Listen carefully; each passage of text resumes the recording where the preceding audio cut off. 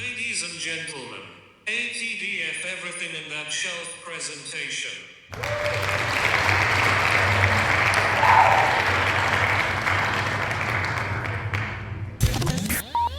You're now rocking with TDF Everything. Spoiled Rotten.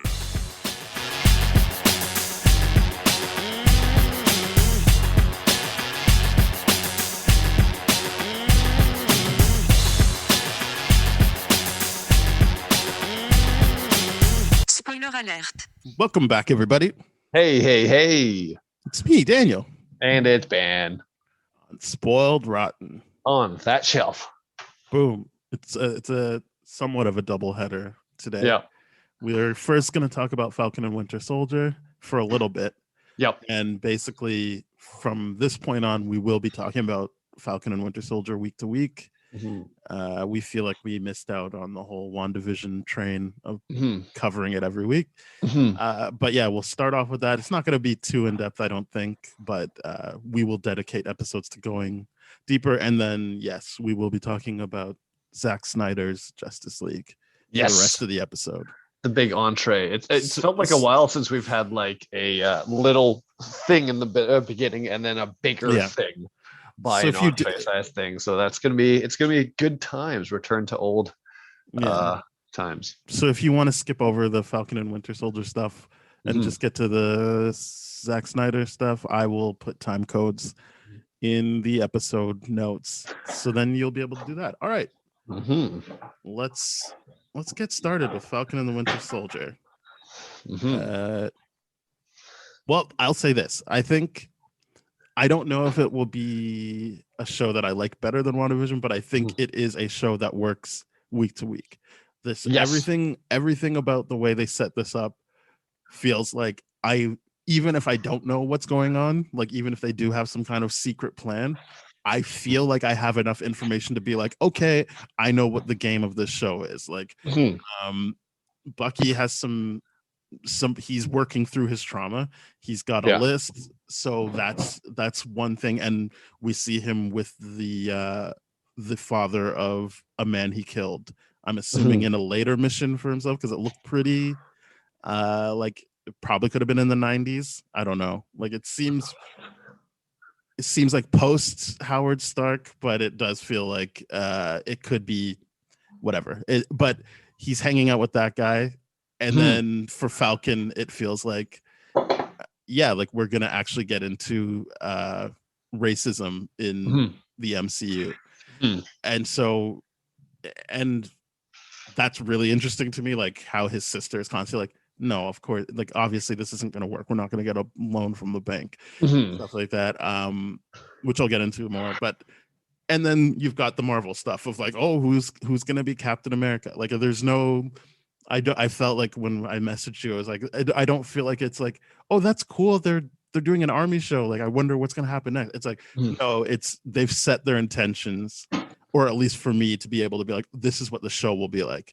Moving forward. So I'm fine being like, yeah, week to week, we'll just get new information every time. Like they can just keep unraveling, as opposed to WandaVision, where it was like, no, like you're giving people time to not realize what the show is. And I think, there's definitely a lot of mystery built into the WandaVision versus this one is definitely not mystery driven in the same sense. No, in the same sense of like, you're right, figuring out what is this show actually about. Like we're like, no, at least we know what the show is about right off the bat. Here's the I guess episode 1, you could call it pilot. It establishes tone, it establishes everything versus WandaVision, that constant, I guess that it's not the misdirects that bother me quite so much as like every week I have to get used to a new era of television. And I like I said, I just wasn't one of the people that appreciated that. So like that to me was like, okay, we're getting used to a new show and a new show and a new show versus this one. It feels like to me, I can at least be like, I'm on board. This is going to be the same show every week. And there's going to be constant like gasp moments. WTF, but I'm not gonna feel that exhaustion, which is it feels that great already off the bat. And that you're right, the subject matter right off the bat, I was like, are they gonna do it? Are they gonna lean into it? But even then, it's still like a weird little thing. that they've done with the writing, and I want to see what you think about it once we discuss it a little bit more. But approaching race head on is fantastic. But to me, one of the things that is a big question mark about how I feel about it, or how and especially how you feel about it, is, do you feel like the fact that Sam chose to give up the shield and then the military kind of comes in to be like, here's the new Captain America, as opposed to like directly taking it away? Like, I thought it was going to be directly taking it away, but this is like one of those, technically he gave it up and we had the right to do this. How do you feel about that in that sense? Because we thought it was going to be so many different ways. Like, that is one of the biggest question marks. How do I feel about that right now? And I'm just hoping to see what other people are thinking. I think that so one big thing that I was like, oh, I didn't know this was going to happen, is Don Cheadle as Rhodey is in it. And I was just like, oh shit, like that's really cool. But I think that's what clued me into like, oh, like they're going to talk about being black in this white universe. Yep. Like they don't say it head on, but I feel like subtext of the conversation they have at the memorial is kind of like I think he even says like, it's different times, brother. Like I feel like he's being like, come on, like we understand what's going on here. But I think and we'll see how the show plays out, but one missed opportunity I thought they had was, yes, the show is making it seem like he's giving it up because he doesn't think that anyone should touch it. Like Steve Rogers did it the best. So like, let's put that to rest. And I was thinking like, yeah. And also like, why not? Like, I feel like he could have asked Rhodey the same thing. Like, well, why didn't you become Iron Man then? Like, and because I think the conversation is like, we can be our own heroes. Like we are good enough. We don't need to take up the white person's mantle. Like they didn't go that way, but like I thought like that was like, oh, I thought that's what was gonna happen, is that like, because Rhodey's there to be like, hey, like why didn't you just take the shield? And I feel like, yeah, if you're Falcon, you're like, I don't know, like that's not even part of my thing. Like, I'm not Captain America adjacent. I'm the Falcon. Like this is my thing. This is what I do. And like, I could have seen him being like, well, why, like, are you going to become Iron Man then? Like, no, because you're War Machine. You're your own thing. Like, we should be good enough to stand on our own. So then it does play into, well, that's why I was saying I do think it is more mystery than you're giving it credit for. Like, or at least it's more like espionage, or not espionage, but like subterfuge, is that I feel like, yeah, they basically made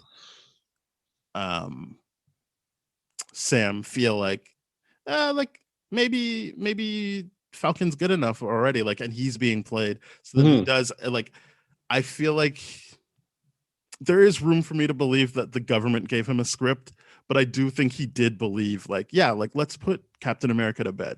No one's going to do it as well as Steve did. And when he says we need new heroes, I feel like he's like, and I can be that new hero. I genuinely feel like he thinks that, like, Falcon can be the new hero, the poster boy.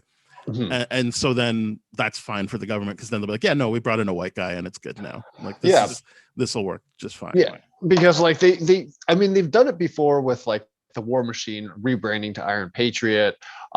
This could have been the same situation where the government could have been like, hey, all right, if you're going to be our symbol, you're going to be the eagle now, to be like, oh, that's American, really, really American. And it's like, no, would have been like, you're Captain America.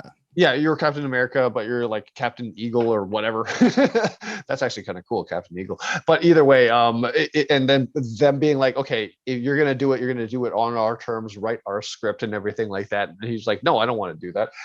That's what I thought it was gonna be. And I'm like, you're right. The mystery here is just that it's a different type of mystery. It's not the type of mystery where it's so meta where I'm like, oh, I have to figure out what the show is about either. The type of mystery is like, I can actually think about the show, versus with WandaVision, to me, felt like week to week there was no point in thinking about it until we got to the midpoint, because of how I'm like, yeah, okay, cool, but we're spinning our wheels in mud. This one I'm like, no, we can actually be like, what does this hand organization stand for? Who are they led by? All this kind of stuff. How does it link up to the greater stuff? I think the interesting thing is like how their terrorist organization was like their theory was like they thought the world was better off without the people Borders. coming back. Yeah. Without borders and the way it was without people coming back, and that resembled without. Well, I don't think borders they think because it's people. better without people. They think it's just better when everyone left, and it felt more of a borderless thing. And they had to work together Yes, more, that's- right? Yeah. yeah. So it's not it wasn't the lack of people. It was the lack of, I guess, nationalism. Yes. Yeah. That's a very interesting concept. I mean, like this show is very, very interesting in all those regards. I can't. It was wait like to everyone's more. in this together now. Like it is the from the Watchmen thing of like, no, like now we have something that like everyone went through this shit. Like we can stop being petty about like who's from where. Like we can just work together. That I think that's I mean, who knows what their real plan is, but that's what the PR for them is in this show. Right. Is that they just want it to go back to when people are all under one banner. I guess. No, it's a wonderful show. I'm very, very interested in it for sure. And I do like the Bucky stuff. Like even there, I felt like the show did a lot of good stuff of like subverting expectations. So like for me, I was like, one of the expectations was like, oh, he's gonna push back and be like, well, why don't you be Iron Man? But it's like, no, like maybe he just thinks like, yeah, like let's just put this to bed. Like there's no point in me calling myself Captain America. Like I can just be whatever. And then for the Bucky stuff, it really was like, okay, well, there's the scene where you think he's gonna kill the Hydra agent, but it really is just him going through his steps of like, I mean, he does injure someone, he does interfere, but he was like, look, my name is Bucky Barnes. I am not the Winter Soldier anymore. And he smiles at her and everything. I'm like, that's part of his healing process. Yeah. But also there's the like when he first had, I can't remember the man's name. I think his name's Yuri. The first name, I don't remember the last name. When he's hanging out with that man, I'm thinking like, oh, because he's probably closer to his age. So they'll probably just like, that's why he would hang out with an old man. And then I'm like, oh, fuck no. Like he's hanging out with the father of the person he murdered. See, I thought at first that was a guy that was like, oh, it's a war buddy of his. Yes. You know, that's what I thought it was. So like kind of like how Steve Rogers was hanging out with like old Peggy was like, yeah, okay, well, yeah, that would make sense. You guys like knew each other around that time. Like it would be nostalgic, it would be familiar. And like, especially with how Bucky tries to re-enter the world and re-enter socialization is really, really interesting because I like how they describes like, okay, well, tell me about the Wakanda. What was interesting about that? He's like, well, it was just peace. It allowed me to get over it because it was just peace. But I can't have just peace for that. That's long. not actually how the conversation went. It's actually they weren't asking about Wakanda. She was saying you're not opening up, and that's your problem. And he was saying that's hard for me. This is new to me because all that was happening to me for 90 years or so was being woken up to kill. So when I was in Wakanda, that was when I had a little bit of peace. Right. But like I don't have much. Yeah. Like he's like, I can't really open up that way. So this is hard for me. Please give me some grace in this sense. Meet me halfway. But that's because I really like the therapy scene. Because I like that. She also was in war, so she's like, no, that's bullshit. Like I've also seen people die, like, and like, so like, it isn't just someone who's like, oh, I don't know what's going on with you. It's like she doesn't know what's going on with him, but she does have more insight than another therapist might have. She's like, no, I've seen combat too. Like this is, I'm not an idiot in that sense. And I was like, yeah, this is really good for processing what he's going through. Like, I thought that was a really strong scene for Bucky. But also, like, another subverting expectation was like when he's on the date with the woman from the sushi restaurant. I thought for sure when she pulled out Battleship that she was going to have guns instead of like, I was like, no, like, this is something else. Don't trust her, Bucky. Like, and I was like, oh, the real problem for him is that he can't be normal. Like, a thing like her saying, I'm reading your mind, trying to flirt with him, is him being like, nope, I can't fucking deal with this. And like just realizing the more he does try to be normal with her, the more he's gonna have to shut up or shut down again. So I thought all of that was really good. And then I thought for Sam, what was great was that whole trying to get a loan from the bank and the guy being like, because it was like, it's what people don't think about in terms of racism. They're like, no, it's fine, like look, Falcon is part of the Avengers, there's no more racism. And it's like, watch what happens when he tries to like better himself and like start trying to work in earnest. What, like, they know he was in the blip, but they're like, you don't have any income for the last 5 years. He's like, yeah, like a bunch of other billions of people, like I was gone. They're like, oh, so did Tony Stark give you money or something? Like, what's the deal here? Yeah. He was like, well, I've got government contracts, so like I will have proof of income. And it was still like, sorry, can't help you. But like, give me a like, but you're still entertainment to me, so give me a selfie. Like, can you do some wing stuff for me? And it's like, yeah, like that's what people talk about when it's like privilege. Like, yes, he is a superhero. He gets to go all across the world, and maybe some white person sees that and goes like, well, I'm just stuck like trying to work my farm, or I'm trying to do it. But it's like, but you could get that business loan.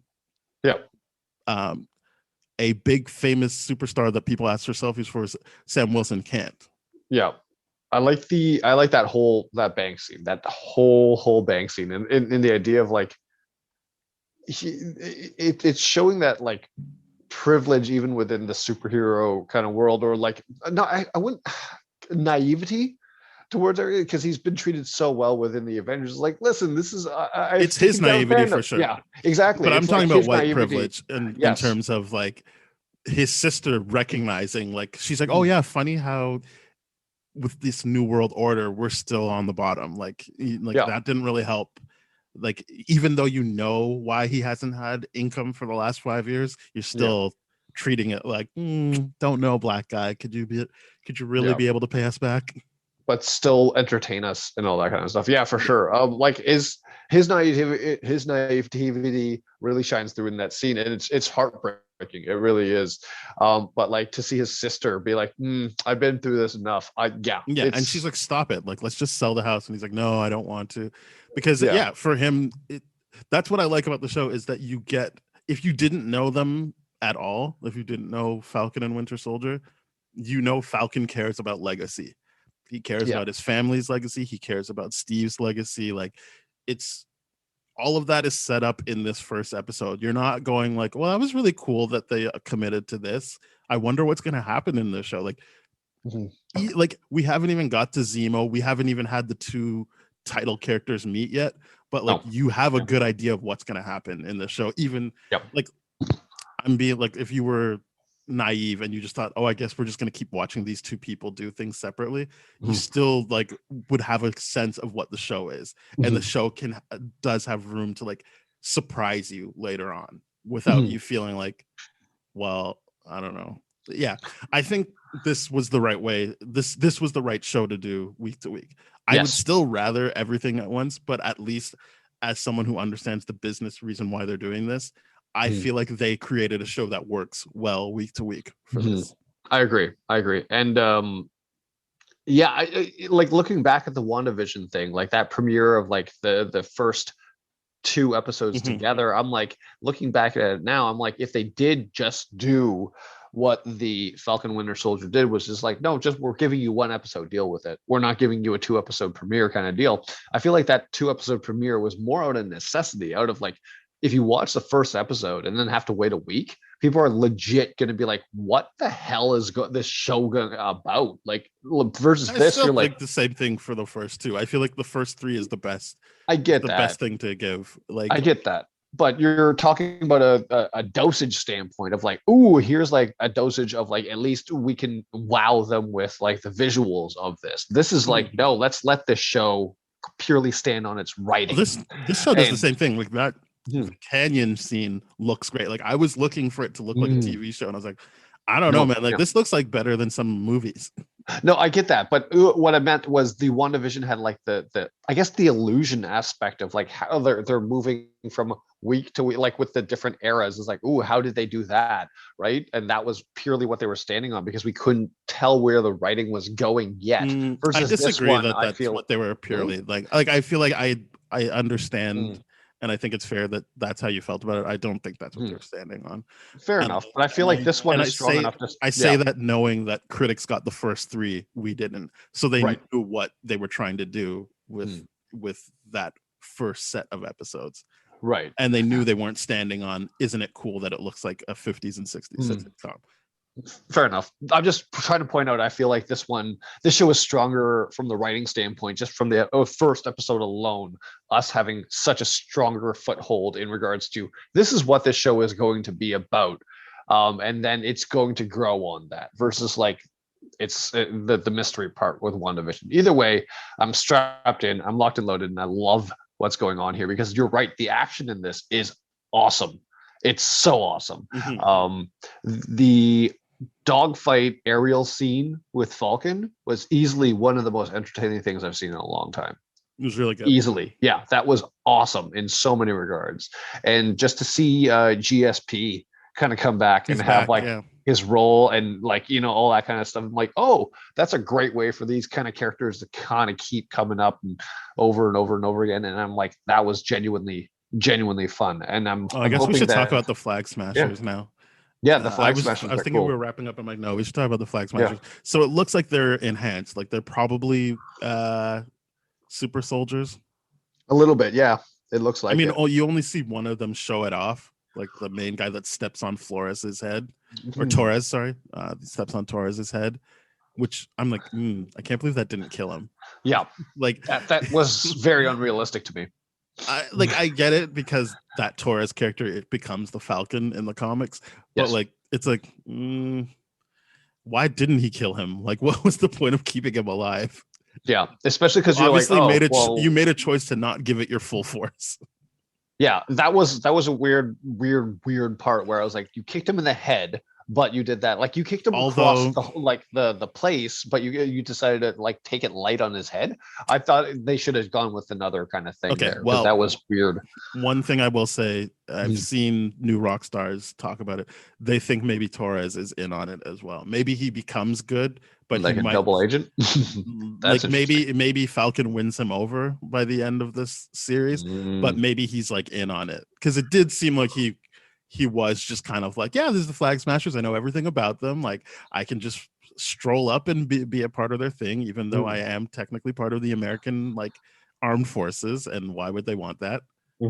So it did seem like maybe that. And again, that's a good thing about the show is that like we're now theorizing about actual characters in the show and not about like, oh, like, is he going to turn into Falcon? It's more like, is he a good guy or a bad guy? Like, can we trust this guy? Because he was clearly in a situation where he should have been killed, could have been killed. And I don't mean maliciously either. It's just that guy we saw jump out of a bank, not shatter his ankles, and then kick someone across the street. Yeah. So like he could have crushed his skull. Yeah, no, easily he could have done that. So it's like maybe like this is all theater. Like this is all theater so that like Torres is in with the Flag Smashers, but he still is like roping Falcon in for whatever they need to do with Falcon. But I think that is good. That's good speculation. No, I agree with that for sure. Stuff like that is more interesting to me than like, oh, but like, is he gonna turn into Johnny Storm? Like, is that like, it's like, no, like we just we care about the characters that we were introduced to.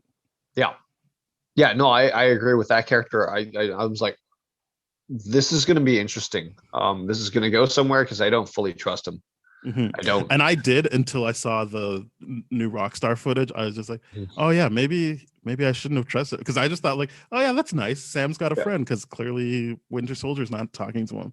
Yeah, it was just one of those things where it raised too many eyebrows for me, because I'm like, not only did it not kill him, he's completely okay in the next scene. Not even a concussion. Yeah, he's not like, even a concussion or anything or whatever. Yeah, like a cheekbone got fractured, but like not even a concussion or anything. So I'm like, okay, he's cognitively completely fine. That wasn't a big hit, so it was clearly something is afoot there. Right. Or he's a super soldier as well. Something like that. Either way, it is not giving us all the answers, but it is making me be like, oh yeah, I'll watch next week. Like, yeah. Whereas WandaVision was like, well, I need to watch because I still don't know what the fuck is going on. Yeah. All right. Well, the Flag Smashers, they we'll see what happens later. We haven't even got to Zemo. We haven't. We haven't even got to them meeting up, Sam and Bucky. So there's some stuff to look forward to in the next season. I feel like, let's move on because we'll be able to do a full deep dive next week when we focus on the show. Yeah, Falcon Winter Soldier. Looking forward to the next stuff. But entree time. Let's bite into it. It is the Snyder Cut. Yeah. Is this what you all have been waiting for? And that is me talking directly to the Snyder, the cult of Snyder. Is this what you guys all wanted? I think this is what people wanted. And I'm happy for them. I think that's good that they love this so much. I see a lot of, like, on IMDb it's 8.9. I think it went down to 8.8, but still it's very highly rated. So. Yeah. I will say one thing. This was definitely Snyder flexing as much as he possibly could, and it did pay off. I think it is a win. I was thoroughly impressed by the cohesion of storytelling. I was like, okay, I can follow everything. But here's my question to you. Was that more because of how incoherent and how crappy the original, let's call it, Whedon cut is versus this Snyder? Like, the Whedon cut was like what, close to an hour 45 minutes, like it's to 2 hours. 2 hours. Yeah. This is easily double, establishing so much more. So I mean, it's not like double the length of movie easily makes it a better movie. So to me, this is like, what is this? Do I like it that much more because of a point of comparison, or because I'm happy for the Snyder cut, the cult of Snyder? I don't know. What do you think? If you like it, or what? No, I mean, like, what? No, what are your thoughts? I think it's obviously a better movie. I feel like I'm being gaslit on certain things, though. Like, really, I'm just like, okay. Like, one thing I will say about the movie is I'm happy that people enjoy it. I'm not here to yuck anyone's yum. I think that's really good. It's exactly yum. If that's what people like, good. And it's not. I don't think it's bad that they like it. I still think Zack Snyder suffers from not truly understanding the characters he's working with. Yeah, that's fine. Like, this is his vision, and I'm judging it based on the fact that it's obviously being dumped on streaming because they were like, just do whatever you want to do. I mean, there's some stuff, and I'll get to it later, that he wasn't allowed to do, but yes, for the most part, it's what he wanted to do in terms of what actually was in the shooting script that he wanted to do. Yeah. So that's fine. And that's his vision. But I don't think any of the main characters are actually characters. I feel like they're just doing things so that we get to the end of the movie. Yeah, doing everything in service of the plot. I hear everyone be like, oh, like Cyborg's finally a character. I'm like, I still thought he was a character in the first one. He just wasn't. He didn't have a lot to do, but I liked the brief moments he had. People are acting like he's like a non-entity in the first movie. I'm like, so like he's a character because he talked to a spaceship in this, or I don't even know what the fuck that whole thing was where he keeps talking to Batman's like plane. And he's like, oh, it wants to fly. I'm like, I don't know what's going on here. Like, what is this? What is this bullshit? Like, I liked that he was doing, like, he did things like give that woman, like, he observed the waitress and then gave her money. Like, that's all good stuff, but I'm like, but what is that for this movie? Like, that's just activity for him. That's not like, it's building his character for it's building his, I guess, origin. Well, what I'm saying is he does that, right? But because then when he's asked to help, he does that. But then when he's asked to help, his response is "fuck the world," and I'm like, yeah. Okay. His first response that was just, anyways. His first. What response, I'm saying is, I get it. It's fresh. It's a fresh wound, man. He's that way. It's like, how many weeks have gone by? But I mean, like, it's a damn fresh thing. For sure. What I'm saying is, you watched him be like, oh, I understand what's like worth saving in this world. So to show that, and it's not just a scene, it is like a segment of the movie. Might be 5 minutes, might be 3, but it's a segment. You're doing this mini arc with Cyborg, and then it's like that never happened, because then when he's asked by Dan, it's like, fuck the world. And it's like, yeah, that makes sense if this is the first time we're seeing him, but we just watched him like figure out what he thinks is worth saving and what he thinks is worthwhile about the world. So it's not actually fuck the world. And I say that because it never really pays off in any other way. It's what I'm talking about. They're doing things to get to the end of the movie. There's no that part doesn't feel cohesive to me, and I feel like that happens throughout the movie, but it's fine. Like, it is what it is. It's a 4-hour movie, and technically it's like a 3.5-hour movie with then like the gag, or not gag reel, but the deleted scenes tacked on to the end for half an hour. You mean the epilogue Yeah. at the end? Yeah. Oh, okay. Yeah, I feel like, see, the issue is for me having, and everyone I feel, having 3 years with the Whedon cut, and then all of a sudden getting this expansive material, and through the years having bits and pieces of like what Snyder wanted to do and all this kind of stuff, is, are we just tying together data points for him? Because to me, I'm like, I watched it and I'm like, okay, it was definitely broken when I watched it, because I'm like, no, I'm not sitting through this whole thing 4 hours straight of this thing. I couldn't. Just couldn't. I like, within the first 2 hours, I got up like 2 times to go to the washroom and like 3 cups of coffee, primarily because of the coffee though. But the issue there is like, there's just no way I could see myself watching this in the theater. That would have been brutal, and that would have led to a 2-parter, and that would have sucked. Well, I'm like, yeah, I think it's good to just throw the idea of like what would have happened at this one. There's no chance this would have happened if it was in the theater. So like, absolutely, like it's whatever. Like, that's what I was trying to say at the top. Like, this is the movie we got, and it's the format we were always going to get this movie in. Right. There was no chance we were going to get this 4-hour movie in theaters. There's like, that was the whole thing. If he wanted to do this, that's why we got the Joss Whedon version. Because they just did not want that in theaters. Yeah, it's too long. It's way too long. And like, I don't agree with that part. I don't agree with it's too long. Like, I don't feel like there's necessarily scenes where I'm like, this was a waste of time. Like, I mean, I think there's scenes that don't really lend to the general idea he has for these characters, but that's in every Zack Snyder movie. Yep, that's true. Like it's, that is true. I, for one, wasn't necessarily bored at any point. Like, it's just the world we live in now. Like, it's just like, I had so many notifications going off for work and stuff like that I couldn't watch it all the way through. But if I were able to, in good conscience, just turn off my phone, I think you said you wanted to do that at one point. Like, if I were able to, I think I could have just sat through it. Like, there's been long movies in the past. This isn't the first time there's been a movie this long.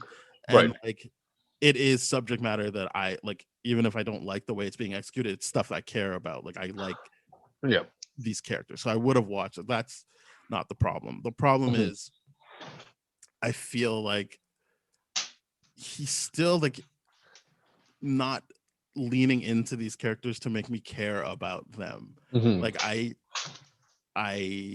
think it's cool when certain characters do certain things, but I'm not like, oh man, like, what, like, another example is, and I feel like this is what I mean about being gaslit. Like, yeah, that Whedon movie sucks. I don't like it. I also don't put much time into thinking about it, but I know I know I don't like it, and I know this movie is objectively a better movie. Yes, it is a more thought through movie, and also I know that Whedon cut is on purpose shit, because all they wanted was to get to the finish line. So there's that. But I feel like some people are throwing the baby out with the bathwater when, like, so like, one thing my friend said was he thought it was good that they cut out that Flash doesn't know how to be a superhero, and I was like, I don't know, like, I liked that aspect of it, that he didn't know, and like, it, because the whole, both versions of the Flash, like the Joss Whedon one, this one is, I don't know, I don't get people, I don't get out, and I need to be around more people. So I'm like, yeah, I can see how he wouldn't know how to like be a superhero. Like, he wouldn't be able to catch that wave. And it also sets up Batman to have that good moment where he's like, just save one person. Like, you get to do 2 character things. You get a character that learns his worth as a superhero, but also the mentor of Batman, who's been doing it, as they say 20 years. Yep. Of like, yeah, 20 years. It's like you take away that moment for Batman to be like, yeah, just save one person, then you'll see what that does for you. And like that's gone now, because it's like, well, they already know what they're doing. And my friend brought up a good point. Like, well, we already saw him say, I mean, he said Batman vs Superman, but I think that was just the liquor store footage. But you in Suicide Squad legitimately see him take down Captain Boomerang. So I was like, I guess you do have to cut that if you're taking into account Suicide Squad. But it was like we cut that at the expense of two good character moments. Like actually develop it, like not even develop it, like developing Flash, but like giving Batman something to do other than just like meh. Like it was like I genuinely enjoyed the idea of Batman being like recognizing in the moment, like, okay, this kid is scared, like what can I do to like get him on the same page as everyone. I feel like like that type of stuff. I was like, oh, look, that's gone. But I mean, we also get rid of a lot of stuff like Flash falling into Wonder Woman's boobs, or like Aquaman sitting on the lasso of truth, like stuff like that. I'm glad is gone. But I was also like, I don't know, like we are missing some good moments as well, and not just moments, but like good character beats.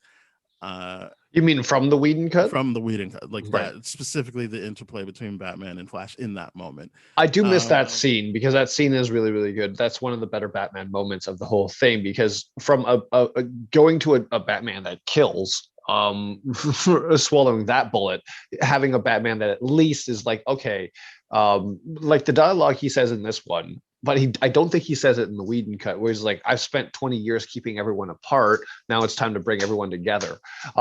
Which didn't make sense to me. Like, what do you mean? Exactly. Like, it doesn't make sense.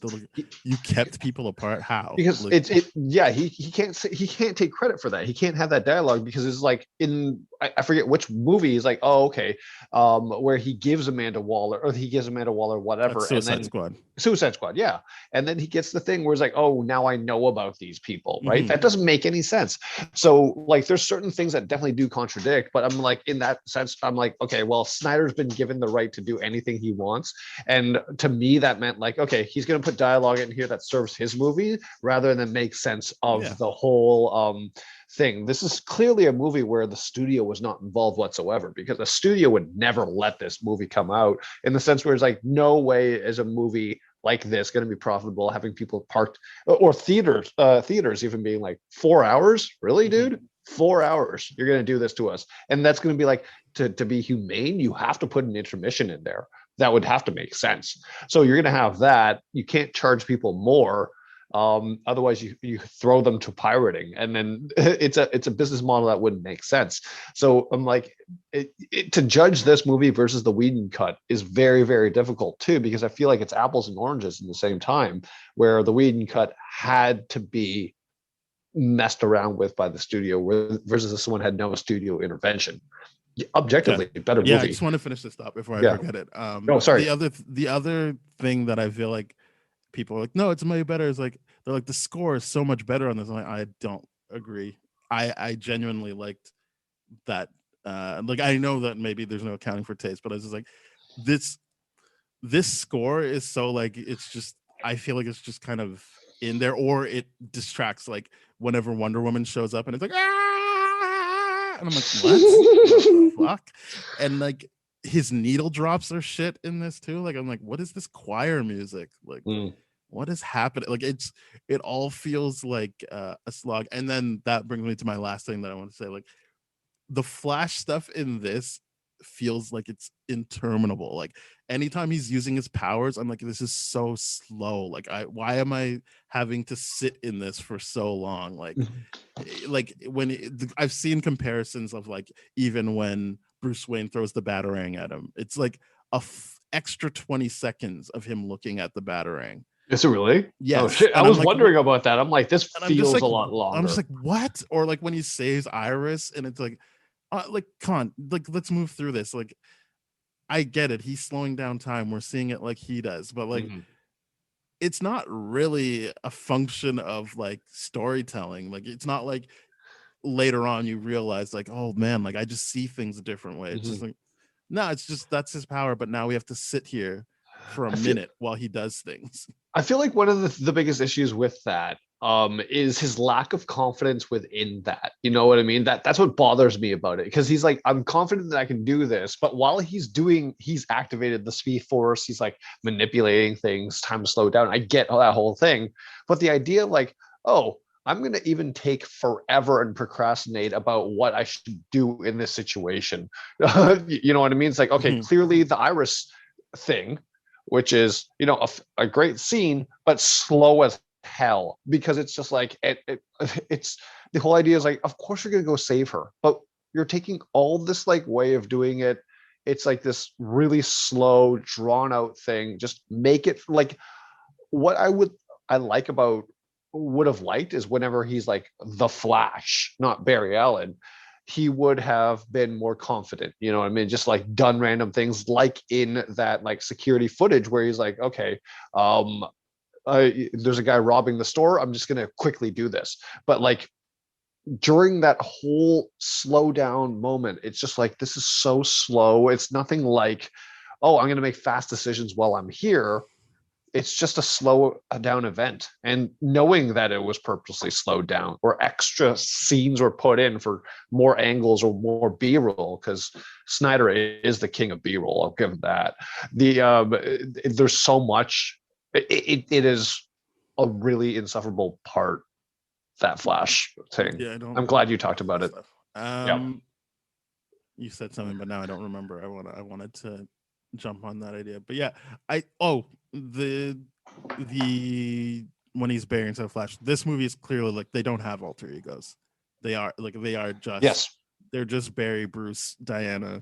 Yep, Arthur, they're just who they are, and Victor. I don't remember who else was on the team. Whatever, like, and Kal-El. Like that's who they are. There is no multiple identities. For them. There aren't different people when they like. Even the visuals of the movie make that clear, but also the dialogue, how they just keep calling each other their names. They're never like, they don't use Batman, Superman, and stuff like that. They do sometimes, but whatever. So yeah, one thing also about this movie, like, and I'm not saying, oh, I wish it was more like the Whedon cut. I'm just saying, like, there were things in that cut that I feel like, yeah, that makes more sense to me. But I guess in this one, they kind of remove the whole. Oh, one thing I was happy wasn't there was Bruce giving Diana shit about Steve Trevor, and they have that fight in the thing. Yep. When they're deciding if they should wake up Superman, because it seems like everyone's just like, yeah, we'll do it. And I was like, all right. Well, except for Cyborg. Cyborg's the only one that protests, and at that point, they're just like, no, he protests when they're at the thing, doesn't he? Yeah, like, he does. He already put out the bodies all in the water. They've already exhumed him and all that kind of stuff. There is no real like, oh, should we do this? It's just like, yeah, we need to. We suck without Superman. His last minute protest was more like, hey guys, let's double check this. Are we good? More than like an actual, like, everyone knows like they need it. The one thing I like about this, the biggest difference between this and the Snyder cut, well, not the biggest, one of the biggest things that I appreciate between this and the Snyder cut was in the Snyder cut, that scene like after they brought Superman back, they make it seem in the Snyder cut that it was Batman all along was planning to bring Lois in, and that was the trump card, or however you want to call it. The Whedon cut. Yeah. In the Snyder cut, I like the fact that like Batman just like, no, the plan is to bring Superman back, and not knowing about that insanity thing, the possibility of him being he did know about it, because that was the whole gauntlet thing. That was he was testing it because he knew, like, if I ever have to face him again, at least I got the gauntlet. Right, but wasn't that also that there was a chance he would have to fight him if he came back? Right, but wasn't that also being used against the Parademon kind of thing? It worked against the Parademons, but I thought that's what he was using it for. Visual storytelling is not even visual. It's just straight up. Right. We've been testing this against a Kryptonian ship to see if it can take the power. So he was directly doing it for the Superman thing. It just came in handy. That's one of those situations where I'm like, I kind of like the fact that he didn't know that he was gonna go crazy. I still think it just kind of lucked out this time. I get that they just want to see Superman fight the Justice League, but I'm like, I think I never liked that scene.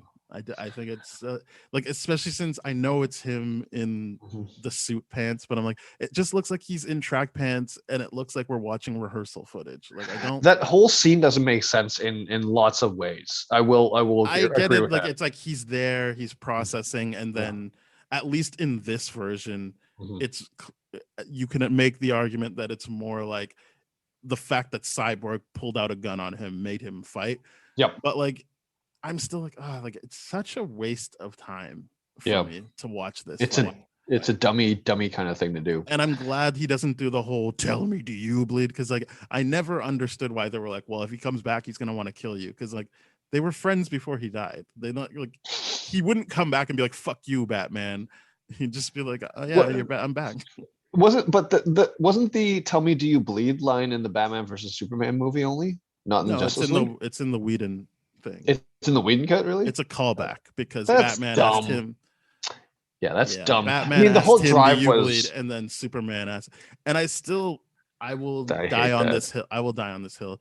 You should have just put him in the black suit right away. Like, just Yeah. just have them be like, "Oh, we're bringing him back to life. Here's one of his suits." They don't give a fuck if it's the blue one or not. Put him in his suit. That way, at least when he's fighting the Justice League, it's like visually better than watching a shirtless Henry Cavill do weird things. Yeah, I If think you it's have just to do that thing. Yeah, it was just to make Henry Cavill shirtless, and like here's the thing that really does bother me. That whole thing. Okay, they exhumed him. He's in his suit. Very clearly, he's fully dressed. One thing that bothers me about that detail: he's wearing shoes. They don't put shoes on corpses when you bury them. That's first and foremost. Secondly, so the whole idea that he was in shoes being lowered into the water thing is weird. And then you're gonna like commit to taking his shirt off, his clothes off. Let's say the explosion did rip off his clothes. Have some visual signs of rippage on his pants. Like even the Hulk does that. Like, okay, it doesn't make sense that it expands with him, but they go to show you that his, like the pants are ripped at least at the cuffs. There was no rippage here. It doesn't make sense. It just showed like it just seemed like, oh, I'm in water. I'm just gonna take my shirt off and then fight the Justice League. That is a weird thing. There's no justification to have him shirtless there. The way they did it with his suit pants or track pants, like you say, because it feels like it's just track pants. Yeah, it's a weird visual for that scene. I really did not like it in the first one, and I knew it would still be in this one. I just was like, and I knew I wasn't going to see him in the Superman outfit, but I'm just like, I don't know why people leave money on the table that way. Like, what is this? Like, why wouldn't you have him just in full Superman mode? Yeah. Like, it doesn't, I don't know, man. Anyway. Everything about it would have made sense. Cyborg could have communicated with the machine, be like, "Oh, the black suits, so he can absorb the light better." So we again, you keep worrying about how they explain that he has a black. It doesn't matter. It's just what they wore on Krypton. Like, there's no need to like scientifically explain. It's just let's put him in a thing, and we want him back. So no, here's the thing. I just like the explanations. I'm not asking them to explain it in the movie. I'm just saying that if they did it, they could have like just wrote it from a version where Cyborg just like, oh, this is the best way to bring him back to ensure that he gets his power back fast or whatever. You know what I mean? It's like because like I like the idea that the ship shows you so many Kryptonian suits that he has. It gives me especially some of the I think one of them is armor Supergirl. Ones. Yes, for sure. Yeah. So some of them is, and it like this definitely makes a bigger point of showing you, oh, there were other Kryptonians in this ship with Superman. Yeah, it's just that some of them died, and there's clearly one that's opened. So it's like very clearly they're setting up that Easter egg of Supergirl, especially when Bruce says like 6 chairs, room for more kind of deal. You know, just future whatever. But it is very clearly doing that. So I like all those visuals, but it didn't. Yeah, just put him in the black suit right away. Yes, just do it, because there's no justification to have him shirtless like that. It doesn't make sense from a writing standpoint. I will pick at that. I'm glad you're bringing it up too, because that was dumb to me. I did not like it. This is dumb. But I'm glad they got rid of all the like. He doesn't like. I mean, they still made it look like he saw Batman and felt he needed to fight him in particular. But like, whatever, I get it. You still need to have them kind of fight, which you already blew that wad. So like, what's the point? But at least there's that. I like that they didn't And make you a said you joke out like of that. Batman. You said you like that it wasn't Batman prepared, and I'm like, I don't know. Like, again, it seems like another way you're removing what we know as Batman of him not having a plan going Yeah, into it. but Like, this is it's a Batman that but to be fair, this is a Batman that contradicts himself already in the gun department. Like, here's the thing.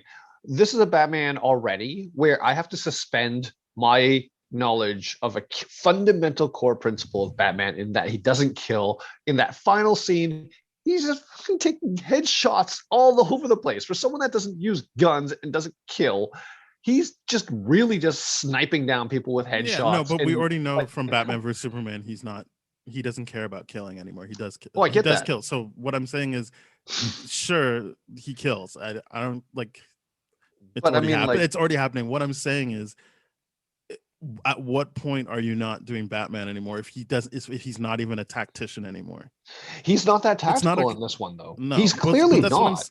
But that's what I'm saying. Like, everyone's But like, this is so much better. The characters are real, and I'm like, but like, what is he then? Like, he's just put him in the suit, and like people are like, I guess he's the leader because he's Batman. Like, he doesn't do anything. He's saying things like, oh, I gotta put them together, or well, but like, yeah, you watch him fail all the time when he's like, he yeah, went to you go do. he went to talk Arthur into being on the team, and Nope, failed. Aquaman only came because he's like, oh, they fucking came and killed us. Like, I guess I'll Yep. help now.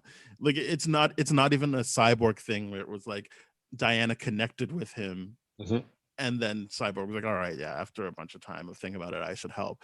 It's like he can't convince people to do things. He literally waves money at him. And Yep. then, like, the only reason he got Flash is because Flash is like, yeah, I just need friends. I don't even want to hear your stupid ass plan. Like, I'm just Yep. ready to go. Mhm. So that could have been anyone. So it's like, why wouldn't you have like, for all the people like, oh, like, I want to watch Batman be a detective. It's like, but you like this Batman where he just kills people and that's basically it. Like, I'm not saying I like this machines and shit. Batman. No, I'm Yeah, saying to the fans. But yeah. what I'm saying is, Oh. like, I don't get I like that he didn't think about it going in, because like, why would you remove that? Well, like, why would you remove that he has some kind of plan for if this goes wrong? Because I just don't.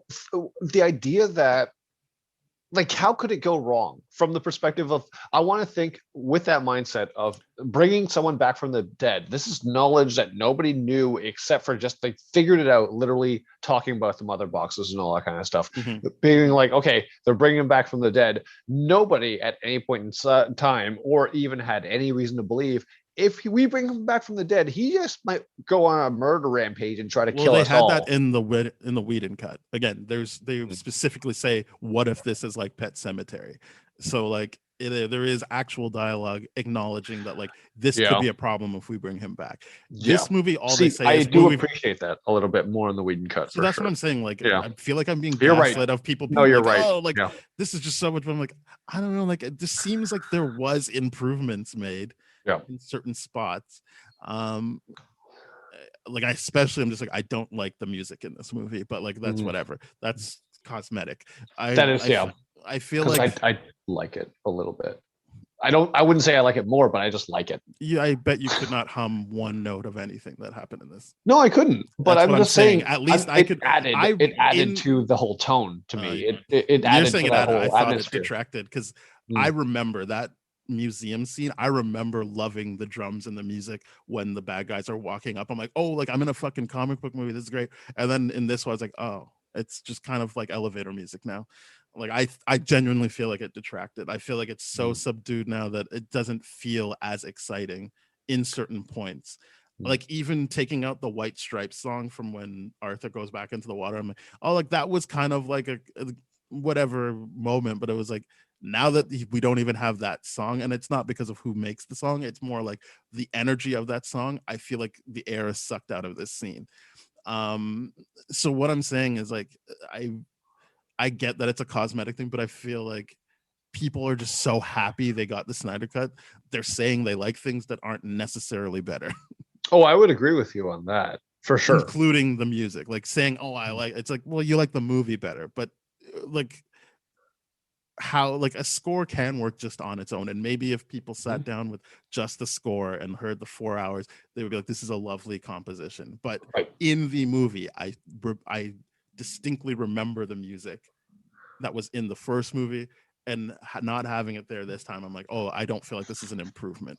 It just feels like it's like mixed in and muddled in, except for the Wonder Woman like battle cry stuff, which I'm like, it's still not better than what the original stuff was.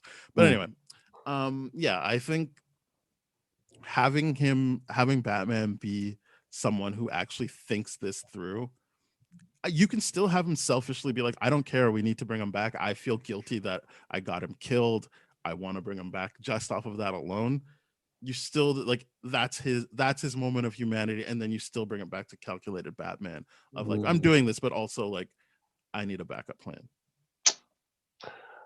Yeah, I just feel like this Batman is just more, I have to think of him more as an Iron Man type of guy as opposed to a tactician. He's just more of a tinkerer, more of a technological guy than anything else.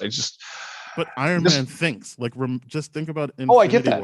Like, I get that. Okay, I have to think of like more of that as, and what I'm saying is more of that and less of the detective that does have all those. Like, you know what I mean? Like the Batman backup plan for everything. Like this Batman clearly is not. Yeah, he clearly does not have that. He's just like figuring things out and then reacting to them. He doesn't. He's not as. The movie is showing you that he does have like.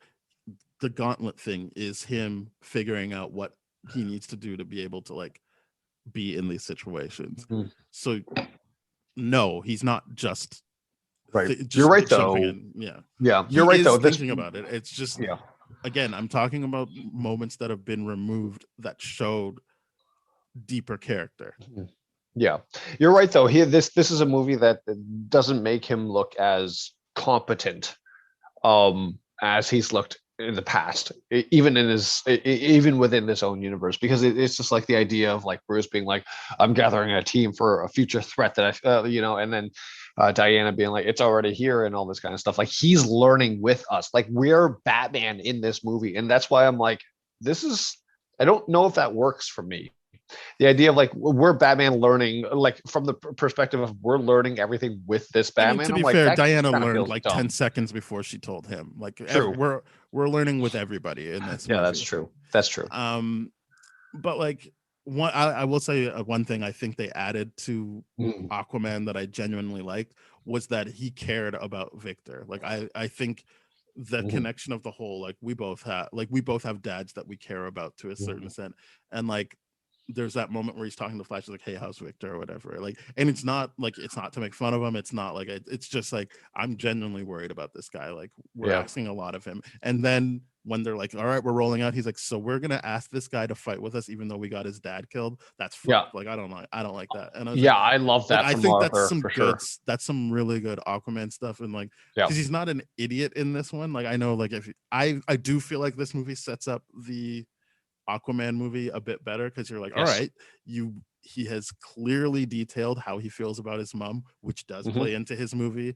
You know that he cares about his dad. You know that he's about to go see his dad, which sets up the beginning of the movie. Like it's all like good setup for Aquaman, other than like they really doubled down on the whole they talk in air bubbles, which doesn't happen in Aquaman.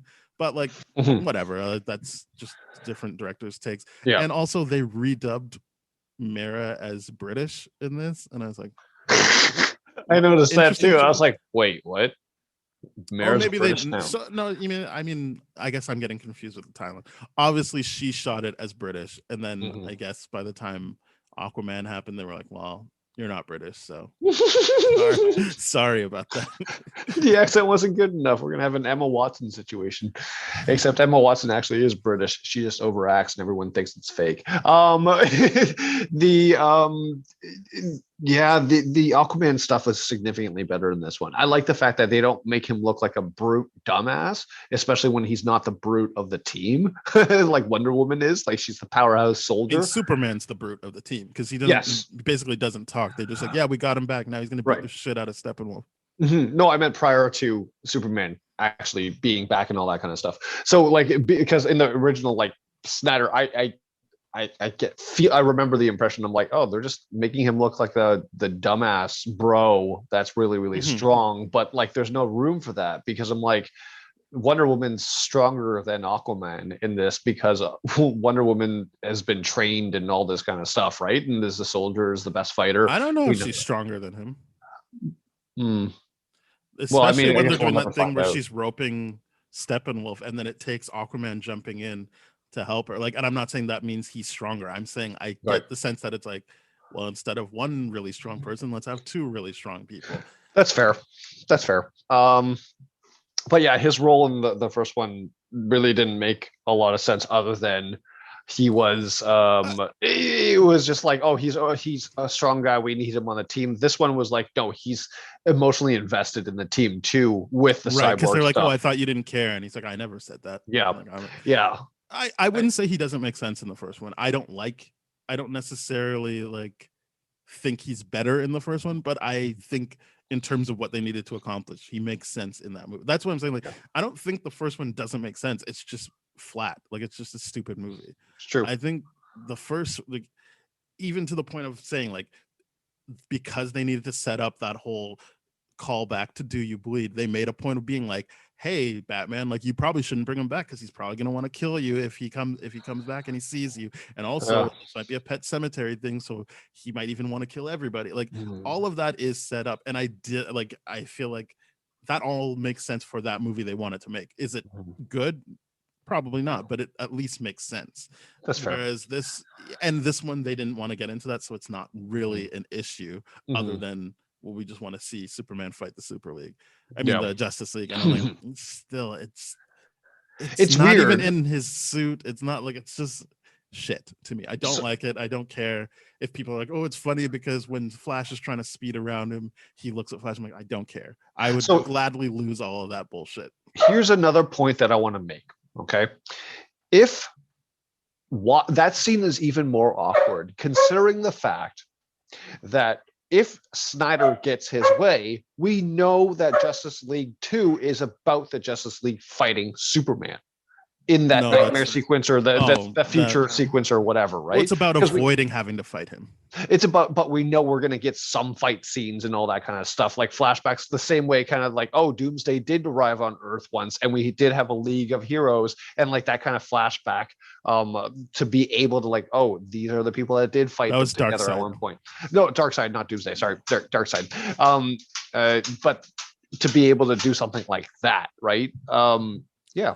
I think, so I guess this is the time to bring up like what Zack Snyder wasn't allowed to do. So his original plan was, when Superman died, Lois and Bruce get together. Yes. And the struggle for Bruce is, do I bring Superman back knowing that I will lose this woman I love now? And then don't like it. And then he was always gearing towards Batman dies in Justice League 2, and then Lois and Clark's son becomes the new Batman in Justice League 3. Ew. Yeah, it was just stupid. Also, there probably would have been some gray area about whether or not it was Bruce or Clark's son. That would have been funny. Which you can see. I mean, I don't think they shot it again, but like it is like he has no interaction with Lois in this. Whereas at least in the Whedon one, it's like, well, I'm going to rally the. And I guess that's what I'm saying. Like, that plan in the Whedon cut makes sense to me because it's at least Batman recognizing, like, it feels more of a follow-up to Batman versus Superman to me because it's like, oh, I was willing to kill this guy, but then I realized, no, he has humans he cares about. That's what anchors him to Earth, and that's what's going to make him want to protect Earth. So I will bring those people in when we bring him back to help keep him anchored. Whereas this one, it's just like, he's back. Oh, fuck, he's trying to kill us. And then Lois just always shows up to that memorial every day, so she was just there anyway. And I was like, I mean, okay.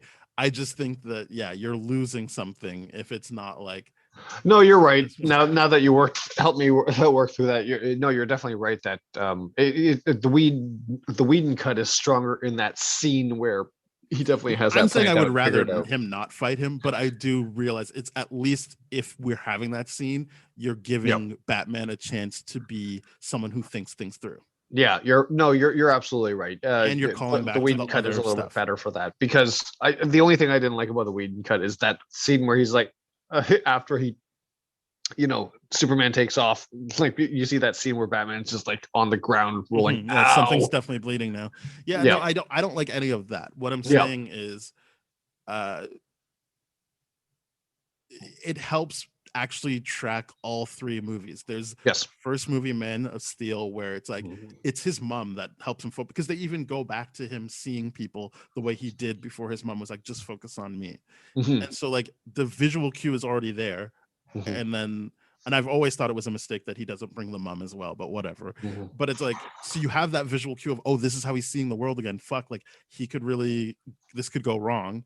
Mhm. And then like you're bringing back why Batman believes in Superman by being like, Uh-huh. oh, I will bring Lois and the mom together to help like avoid any fight that we might have. Like it seems like better world building.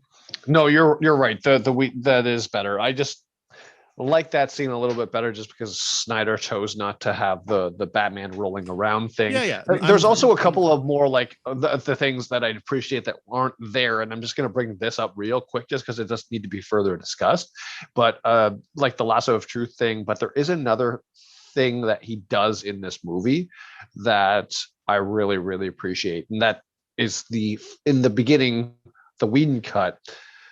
You get that first taste of Superman with the mustache removal nightmare with this stupid cell phone footage thing. I'm glad that's gone. I did not like that. That was dumb. I like this scene. This felt so much better. The callback to Batman versus Superman being like, no, we're having this, and then the yell starting everything. At least it continues the whole tone of what Man of Steel set up. So again, I think what you're losing sight of is all of these different markers for why when Superman comes back and is a bit crazy, what it is about specifically Earth that calms him down. And so having that scene at the beginning is calling your shot later of like, well, what is it you love about this then? And it's like, you need to remember that Superman does love Earth. He's not just like, oh, I just do the right thing because of whatever, right? So that scene sets that up. And like, sure, people can make fun of how his face looks, but the concept of that scene, again, within the Whedon cut, makes sense because you're closing an arc on something.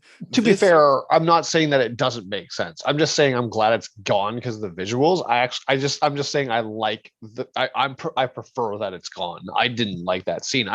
It made perfect sense to me, but I'm like, I just didn't like that scene. But what I'm saying is, you can not like the visuals of it all that you want, but if you're supposed to believe that he would come back and actively fight the people, at least two people that he already knew, and they're saying that Aquaman saved him in BVS as well, so technically three people he already knew, and then just all of a sudden be like, no, I'm okay now. You need to kind of set up what would calm him down. This movie doesn't do that. So yes, what it does do is tie Superman's death to the mother box being like, all right, we're ready to go, let's bring in the bad guys, and being like, hey, don't bring them back because this might go wrong. Sure, that all is tied together greatly, but what I'm saying is it doesn't help you with that turn with Superman when he's like, no, I'm good now. I don't know. I kind of accepted the turn for what it is. He just like, oh, Lois, and it reminds him of all the good. I know, but that's you just accepting like we're just doing yeah. actions because we need to get to the end of the movie. That's not actually. So yeah, what I'm saying is my whole point about this movie is that's what this is, and so that's why I don't get why everyone likes it so much. Well, I get that. I mean, there's still, like you said, and like this whole discussion is uncovering all those stones of like, is this actually better? Is this actually better? Because like that, yeah, it's better than the 2017 movie. That's like, I don't think that's a question. Like, if you don't like it, good for you. But like, it is better. That's fine. We don't ever have to touch it again. It's better, right? But what I'm saying is, great. It's better than a piece of shit. Now, how do we get it to actually? Now, how do we actually get it to be a good movie? That's what and that was one of the questions I originally brought in when we first started talking about this.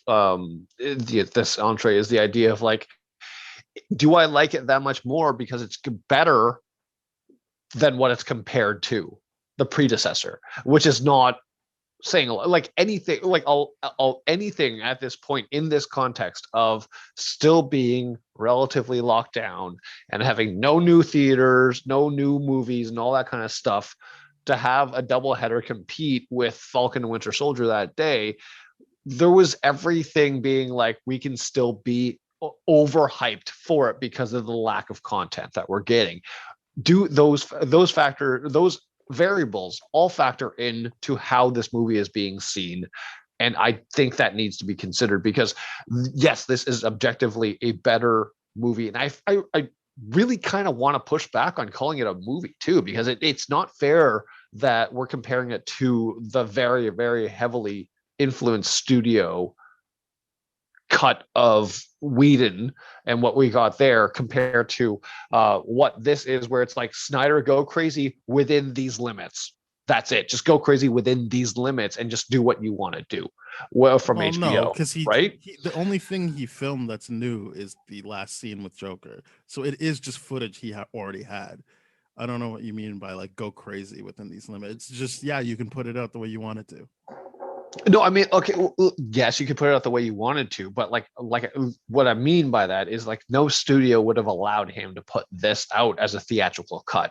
This would have been a bonus DVD cut at best. I mean, sure, I don't think it's a worthwhile conversation, because who cares? Both of them are out. We can see them. No, I'm just pointing out all the variables that people are comparing it to, I feel. But like, the Joss Whedon version of Justice League isn't the only movie that's ever been studio noted to death. No, I know that for sure. I know that Rogue One was studio noted to death. They even removed the director. So like, it's not like that is the death nail in a movie. No, I get that, but what I'm saying is, we're not like, it's not entirely apples to apples here. This is apples to or this. No, it's apples to apples. It's a Justice League movie. Which one do you like better? And like, both of them were tampered with. Like, it's not like so like, I don't know what you mean. It'd be one thing if you're like, oh, this one's a TV show, like, and people like it way better, and it's like, well, this is different because of how we digest TV. I guess so. I guess you could say those things, but like, to me, this to me, it's not comparing the exact same thing, the Whedon versus the Snyder thing. Movies. They're different movies, they're different variables and release circumstances and all that kind of stuff. I'm glad this. Yeah, I get that, but I'm just saying right now that I'm glad that I still will look at this as a win. I'm not saying it's a good movie, but it's a win. Mm-hmm. And that's what I like. I guess when we rank it in a little bit, that'll be a little bit more telling of how I actually feel about it. But to me, this movie does achieve the job of entertaining me much better than the first one does. So it's a win in that category. I think you've made a very, very good point for me to consider. Like, the score, don't like it compared to the first one. If I rewatch the first one, which I guess I'll have to at some point, not that I want to. I wouldn't recommend it. Yeah, that score is I'm pretty sure, because I believe in the Justice League episode we did record, and you guys can check that out for our like past episodes. I believe the score was one of the things we did praise. Right? I mean, I don't know. Not too sure. I think you don't really like Danny Elfman, so maybe you didn't like it. I liked it. I would tell you this, even down to like the opening, like if you don't even watch the movies, just if you listen to the logo, I think it is called like Heroes logo or something. Like, just listen to the first track on the Danny Elfman soundtrack. That sounds way better than what you get at the beginning of this movie. Like, it's just. I mean, I don't know. Like, that's what I'm saying. I feel like I'm being gaslit that everyone's just like, the score so good. I'm like, hum a note. Like, what do you like about the score? I think you get swept up in liking the movie, and I'm not saying you're wrong to like. I'm not talking about you. I'm saying if people like the movie more, then, and I think people like Junkie XL more than they like Danny Elfman. But like, I don't think that the score does anything to elevate the movie, whereas I genuinely felt like the score for the original one elevated stuff. No, I think you've made a very, very good point. And just remembering back to that the Wonder Woman scene, terrorist scene, that just thinking back to the vibes I got from those drum beats and everything like that, you're absolutely right. The original did give me like, oh shit's getting going now. Like it felt like you were in a comic book movie, like the way it, like, because it's Danny Elfman, we're used to his like comic book movie scores, like like Spider-Man, Batman, even Dick Tracy. Like I was like, oh shit, like we're in it. And then this one I was just like, oh okay, yeah, whatever. Like I don't say this to be like the Whedon cut is better. It's not a good movie. I understand that. What I'm saying is there were good things about it, and I feel like this conversation is so weird because it's making it seem like nothing was good about it. Yeah, I think there are I think some variables that are, to me, reasons why, or distractors for why people are being like, this is a better movie. The action is much, much more brutal. Having Darkseid in this, as well as the way Wonder Woman kills Steppenwolf, that is insanity. Holy shit. When I saw that, I'm like, what? And another thing I want to talk about too is Steppenwolf himself. Steppenwolf in this movie, I much prefer this Steppenwolf than the other Steppenwolf, because the other Steppenwolf just seemed like it was a self-serving motivator, like thing was like, or like,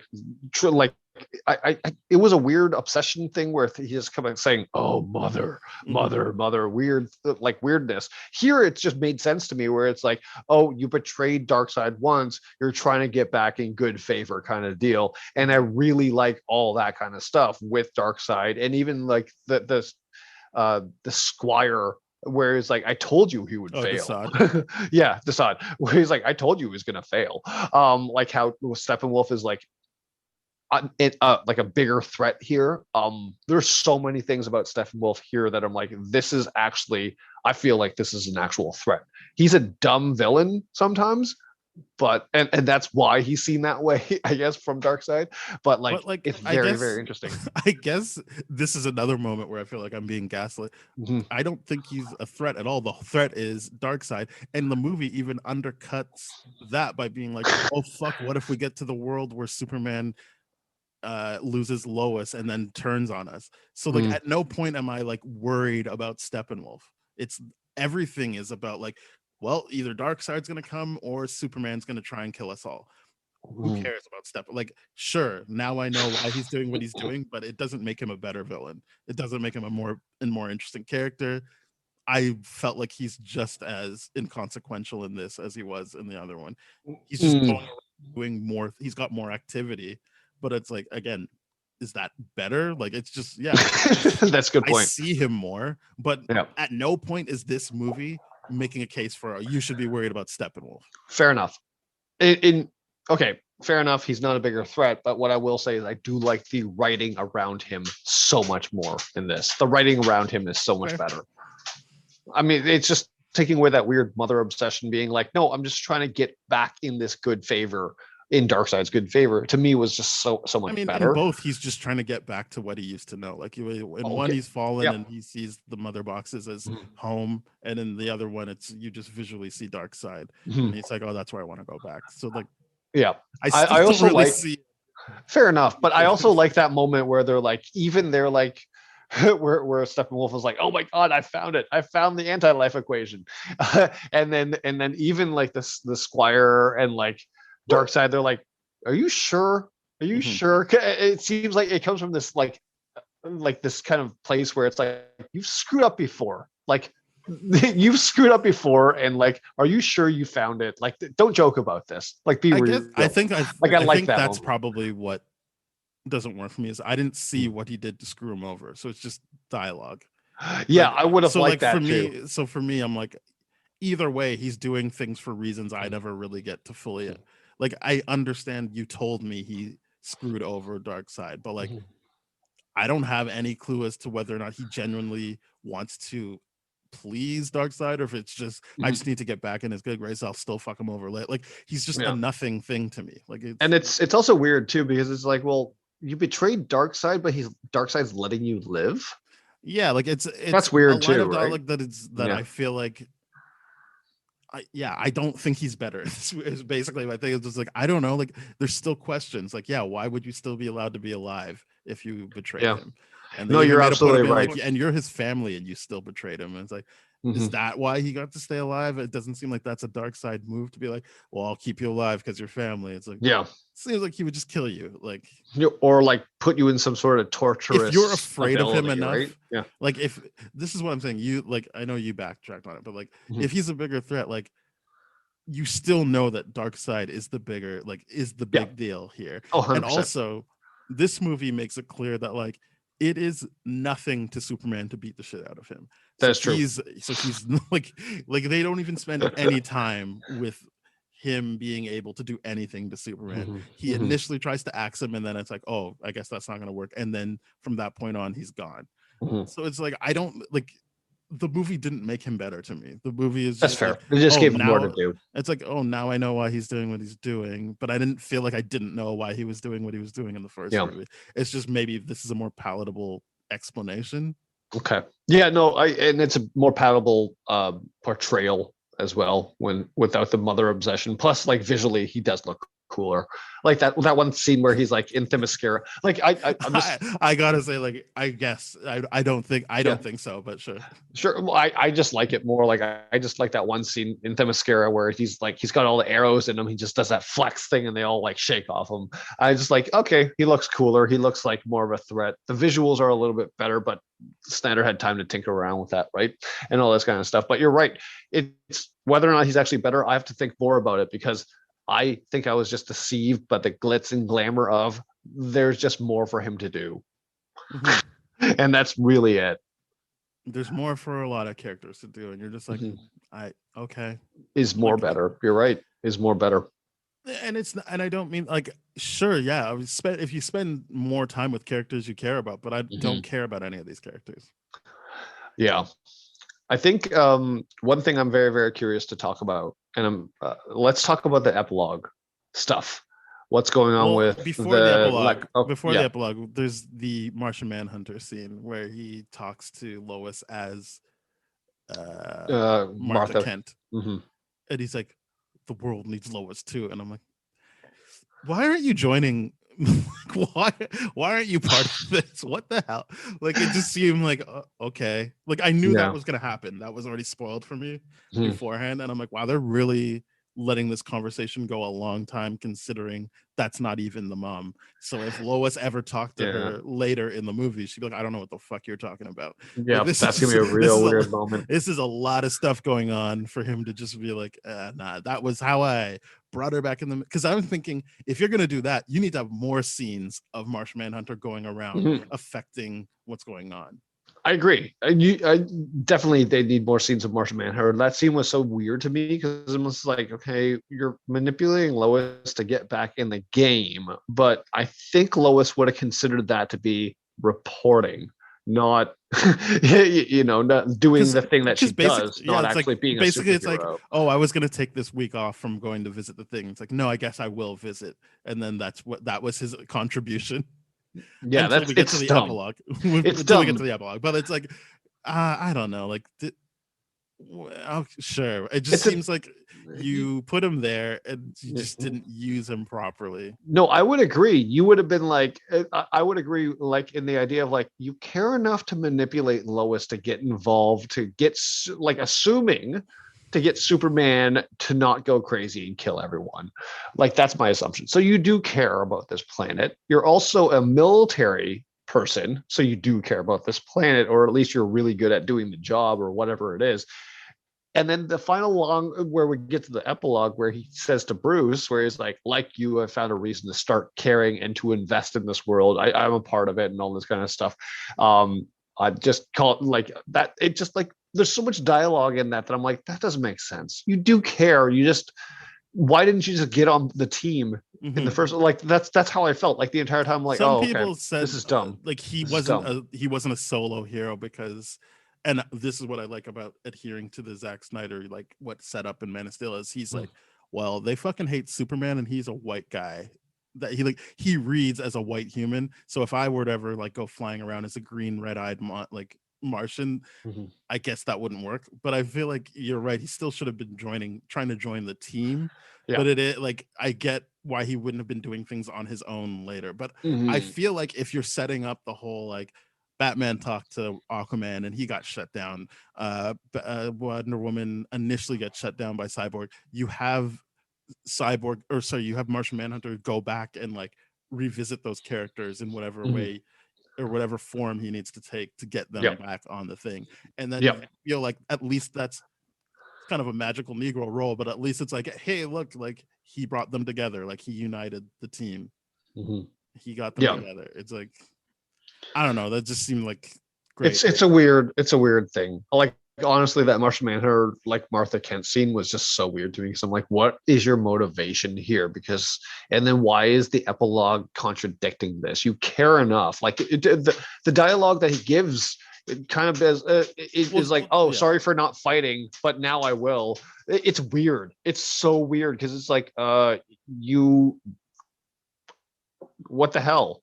Why aren't you participating? But that's why I said the movie is really 3.5 hours and then like a half hour of cut scenes, because none of it really like ties into the movie per se. Like as you said, like that conversation happens because that was probably, I mean, not probably, that is what they shot for the last, that was supposed to be the end credit scene originally. And so you probably just wouldn't have seen him any other way throughout the movie, I guess. So the Lex stuff wouldn't have been the end credit scene, or would there have been like multiple? There would have been a multiples, is what there would have been. Okay. Yeah, but like, yeah, like everyone said, oh, the end credits. Well, it was supposed to be a Green Lantern that shows up to Bruce Wayne.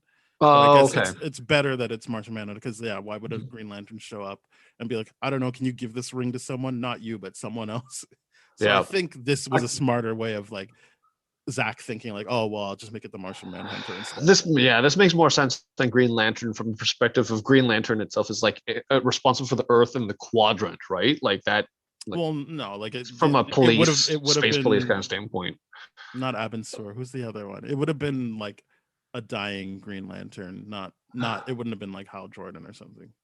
Right, but what I mean is like, I think the concept of Green Lantern is responsible for a region, right, of things. So there would have been a Green Lantern. They have stuff like watching this region. Like John Stewart usually is just Earth. He's not like the whole. Yeah. Oh, okay. Right. Okay. But that's that. Yeah, I don't know enough about Green Lantern lore. I'd love to because I think it's kind of cool that there's so many Lantern rings, but I just don't love the fact that they're a police force. But whatever. It's an interesting thing, but I agree that Martian Manhunter makes more sense than Green Lantern, but the scene itself doesn't make sense.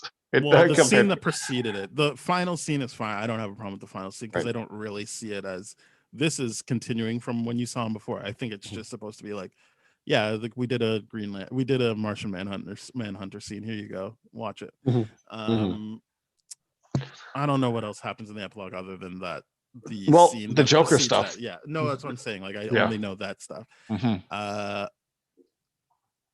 did find out they didn't film that together, which still that's some good editing, I guess. You mean Leto? Because Leto's stuff was new, right? It's all new. It's just right. Ben Affleck and Leto weren't together when they filmed that scene. Fair enough. I think let's talk about that Leto thing, the Joker thing there. I think it's so interesting. We knew that they're going to appeal to him to like, get him to help them do something. I don't even remember what it is. Kill Superman. It's got to be. But I don't think the idea is to kill him. I think it's just to like they're gonna go help them change the timeline for sure. Change the timeline so that they said for sure. Yeah, they said change the timeline, but like so it's very interesting to me because it's like very clear that they're committed. They're doing the hacked up version of Injustice. Yeah. with that whole Lois dying thing, and Superman going crazy and evil and siding with the bad guys and all that kind of stuff. It's just, I liked the roster that they had at the end, but whatever. Great that Mara still has the British accent. It was just cool to be like, it wouldn't make sense to like she has an American accent in that. No. I'm not saying that it would like I want the American accent or whatever. I'm just saying like, oh great, Mara's there, and so is Deathstroke, and I really love Deathstroke. So I was like really excited to see that.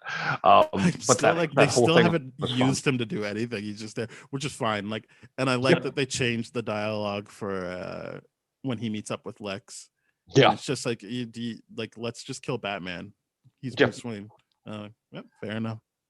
Yeah, I like that a lot. Into the Ben Affleck movie, because that was the point of like Deathstroke versus Batman, and then not Doomsday. Darkseid killed, I guess. Well, he certainly killed Aquaman. I don't know if he killed Wonder Woman, but she's dead. Wonder Woman's dead. Yeah, and he stabbed Aquaman with his own trident and used its Omega beam. Yep. And so then it's Batman, Flash, and Cyborg. Cyborg, Mira and Deathstroke. I thought Cyborg was weird. Were you disappointed when he took off his trench coat and showed you like, oh, you just have that third arm and the mechanical gun out, and that's why you're wearing the trench coat the entire time? I thought like he went through some crazy mecha transformation and like had something crazy going on, or like was seriously injured. But it was just like a weird thing where it's just like, oh, I guess it was by camo. That point I didn't care. Yeah, fair enough. Nothing could have happened. I don't like that timeline. I've never liked revisiting it. It just, I think it's the nightmare sequence stuff. It is stupid. I don't like it. I know people really like it. But once we were in that, I was like, ugh. Yeah, I was thinking, I'm like, there's no point that you actually like this. I was thinking, there's no way you enjoy my this. thing is like, why is he so like quick to jump to the end of things? Why can't we live Snyder? with these? Yeah. Like you. I agree. Put this in Batman versus Superman. It's like, come on, man. Like, can we have like, can we just not right now? The thing with this Justice League movie is that fundamentally, no matter what, it's trapped within its own sandbox of the characters that have been established by the movies before, and those are the characters that he wanted to establish. So good for him. But like, it's just like those are the characters that, from a thought, like just critically thinking, why start a movie franchise with Batman at the end of his career? You tell us he's done things for 20 years straight. It's like, why? It's like, oh, like, I know it's not the distant future, but it is like he's still doing this, even though you've got him like with his gray hair and stuff. Like, why did we do that? I don't know, man. Anyway, so he tells Joker like, be careful, and then Joker makes fun of him for losing his parents, which I'm like, I don't know if that's a function. Like, I get it, that would be a sore spot for him, but it's kind of like that's not really his. That's not his thing. That's just what started the whole Batman. That you could get on him for losing a couple of adopted sons and daughters. Yep. Well, he did. Like, he did though. He like said the whole. He just said you had lost an adopted son. I'm like, yeah. The parents thing though.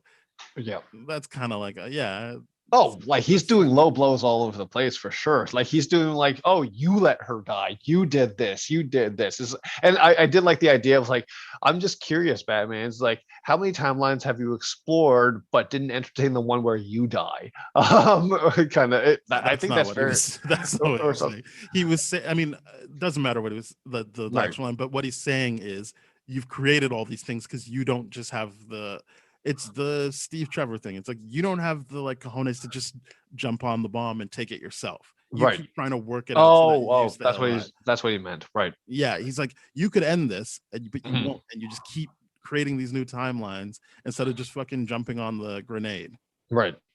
Interesting. It's a very interesting post-credit scene.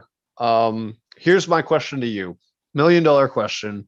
Do you think this has drummed off enough support to support any of those rumors that now these studios are interested in seeing the rest of Snyder's vision through. Do you believe any of that? Because I don't, or at least I don't think so. But I didn't think feel we were like gonna get this, so yeah, I guess everything is possible. that is true. There is a possibility that this fan base could have been like, "See, it's good. People like it. Now you got to do more, and The people will difference watch is it." he didn't And I'm shoot like, any of that. Like he shot all of it. yeah, He shot all of this. So it's, I mean, yes, he still put in more, like I guess 8 independent movie budgets into this, to releasing it the way he did. right. But that's still better for them than paying him another 300 million or whatever to get this to get the other movies done. I guess it would be over that to get the next 2 movies done.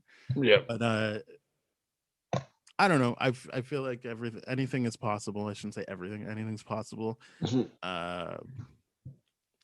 Regardless, I don't. As I said, like if your plan is killing off Batman and having Superman's son be the new Batman, I'll watch it. It's not something I'm excited for. I always knew I didn't really like his vision for this. Right. But I'll watch Batman related things, so yeah, whatever. Yep. We're doomed to have to review it. But I mean, yeah. I mean, let's final takes for the Snyder cut. Yeah, it is. I think it's what I've said. It is obviously better than the Whedon cut. I don't think it's yeah, like it is its own. It's not its own thing. There's been movies like this, but I feel like it's the epilogue where it kind of falls apart for me as a movie because it's like, yeah, we're just getting to watch the deleted scenes play out. I would agree, which is with fine. Yeah, but like it is still however long movie, 3.5 hour movie. I just think that because we haven't even talked about Wonder Woman's portrayal, but like I'm like, yeah, like none of these characters feel like there's love for them beyond these are the characters from our comic books. Don't you love seeing them do things? No, I agree. I would agree with that. Yeah, like as opposed to like what we talked about with just before in Falcon and Winter Soldier, where you're having these like legitimate character moments for these characters that they love. And one thing I'll say in defense of this movie is they basically would have beat Infinity War with a lot of beats as well in this movie. Like they must have really been kicking themselves, or I feel like they should be kicking themselves because they didn't put this version out, which does feel more like an Infinity War thing of like, fuck, this guy's coming. Like there's the whole thing of like the mother box. It's like, well, why don't we just kill this mother box the same way they were telling Dr. Strange, like, why don't you just kill this stone and taking the thing out of Vision and killing him and having a loved one have to relive that. Same thing happens for Cyborg of like, fuck, like my dad's gonna die doing this. And like it's a lot of beats, and they would have done it first if they had put this out. So it's like, that's very interesting that like that's what he had and they took it away. Yeah, that's something I didn't really think about, but you're absolutely right. They also copied the Age of Ultron shot, which I'm like, that's really weird that he did that and not Whedon. But like, there's that scene where they're rushing towards. I'm so glad they took out that Russian family, but they're in Russia and they're rushing, and it kind of like bumps, and so like they all jump up in the air and the Batmobile kind of comes up, and it's exactly like that opening splash page shot. Yeah, the Age of Ultron. Yep. I'm like, that's the one time where I'm like, oh, they're copying everything else. I'm like, he would have got there first with a lot of these story beats from Infinity War. It's true, but the funny that obviously if Snyder had gotten this out first, I forget how many years apart or how much time was apart. Been 1 year apart. 1 year apart. I don't know that would have changed much about Infinity War or Endgame, or it would have changed. It's not about what it changes. Yeah. It's about who got there first. DC being in a position where they can be like they finally got there first. They had a first with Wonder Woman, like or even the fact that it was directed by a female. It's like, yes, yeah, like and if they had put out a Cyborg movie, They probably would have got there first with a black-led superhero movie. Like, True. and it's not about what it would change for MCU. I'm not saying, and I would have hated Infinity War. And it's just like, oh, like they could have had some moments. Right. They could have had, like, they could have been congratulated on some stuff. Yeah. First. Yeah.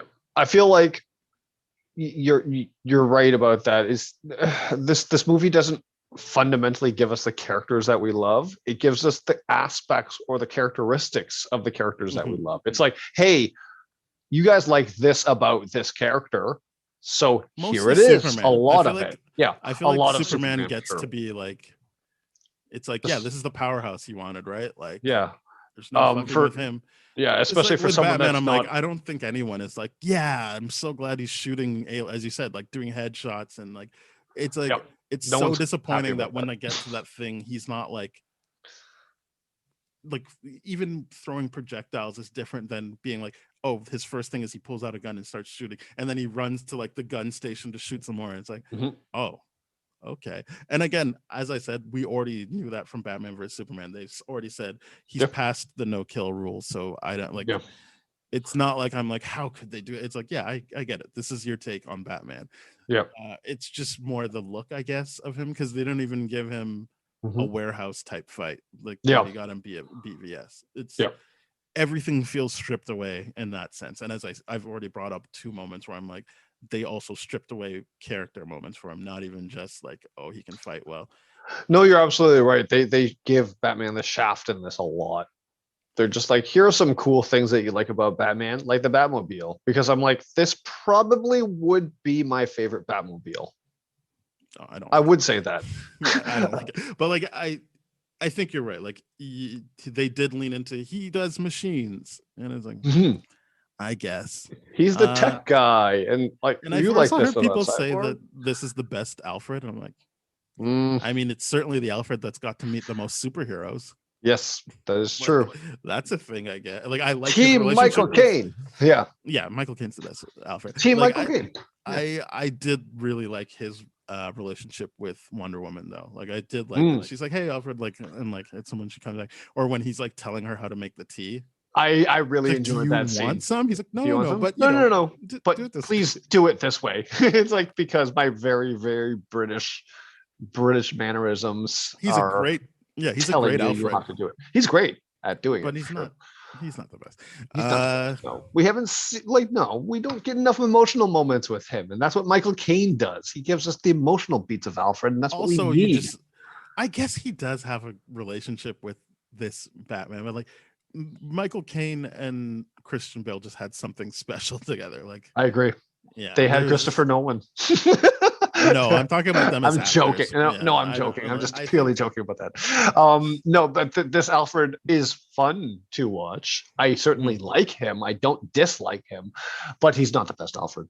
No, not at all. Not by I'm sure we're missing stuff. I just don't like. I didn't. We're definitely missing stuff. I mean, like that whole. I will say that one battle scene in the beginning where they're talking about the Age of Heroes episode, so to speak. I'm air quoting episode. That was awesome. That was sick. I mean, to me, it was like, we saw this in the first, in the Whedon cut. There's more of it, but I guess that goes to my point of like, is it better? It's just more of it. Yeah, is more better. But I'm like, cool. At that point, I'm like, all right. I'm just strapping down. I'm like, this scene is very, very entertaining to me. I enjoy it quite a bit. And did you want to talk about the aspect ratio? I feel like you said you wanted to. The aspect ratio bothers me. Why is this his vision? Well, at the end, I just got used to it. It's in IMAX. It's so like that's what an IMAX screen is. It's just we're not seeing it in IMAX. It bothers me so much that he insists on doing this when he's like, hey, you're not going to get it in IMAX. Like, that would have been one thing that it's like, oh, here's the Justice League thing in the IMAX cut, which is his original thing, but here's the widescreen cut temporarily to compel people to get to theaters later. I don't know what the distribution rights for this are, but like, I'm just like, it's one of those moments where I'm like, are you really forcing us to watch it in this aspect ratio? It pissed me off so much. In the beginning, when like that's one thing I will say. Going back to the Whedon cut, in the beginning when they had that cell phone footage, I'm like, I was annoyed because I'm like, oh, I hate people that film on their cell phones vertically instead of like up and down instead of side to side. Like I forget horizontally instead of vertically. I hated that. No, then vertically instead of horizontal. You want it horizontal. Vertically instead of horizontally. So I hate when people do that. But then they went to the wide aspect ratio. I'm like, cool. I'm like, they're making fun of it. I'm like, wait, but that doesn't make sense why they're making fun of it. But did you fast forward? Because there's a big screen at the beginning that says it's going to be in 4:3. I did not fast forward. What I did was I looked down for a moment. Oh, I see. To drink my coffee. And because there's a screen that's like this will be in 4:3 to I showed you the thing. You did show me after the fact. Yeah, it pissed me off though. It pissed me off so much because I'm like, all right, I guess we're committing to watching it like this, and I just didn't like that at all. Yeah, for me, I was just used to it. As I said, I've been watching a lot of stuff in 4:3. Yeah. So I just was like, yeah, whatever. And my bigger problem was Crave. I feel like downgrades the quality, so my movie looked blurry for most of it. So it was really annoying. I will say there's some shots and some edits that didn't look that great. Like the stuff with Jesse Eisenberg in the water in the first in the opening scene stuff, it looked really, really bad. Like really bad. It's like, oh, you just used a blur tool on Photoshop. Like that's the thing is, I don't know if that's the movie. I had to look it up. Crave was like during this pandemic, we're just downgrading the quality of video. Oh, okay. You can't watch anything in 4K anymore. Okay, well, I guess yeah. Fair enough. I mean, there is some like the Martian Manhunter CGI, but that's because it's the new stuff they had to do. But we've already seen a clean version of that because they put it out at the end of BVS. Like, fair enough. You can see that scene. I think it's obviously not everywhere, but in my area, Crave just was bad, like bad video quality because I wasn't even getting 1080 at that point. That's fair. But the aspect ratio, I was just like, whatever. He already warned me. I'm not happy about it, but whatever. And I don't remember anything else from this movie at the moment. Yeah, I can't. I just think I'm happy for people who like I'm genuinely. It's not just like, oh, like good for you for liking that shit. It's just like this. If this is legitimately what you wanted, or at least I know the feeling of like being like this has to be good. This has to be good, and not being disappointed. I'm happy about like that is a win, as you've been saying throughout. Like it's a win. This movie is a win.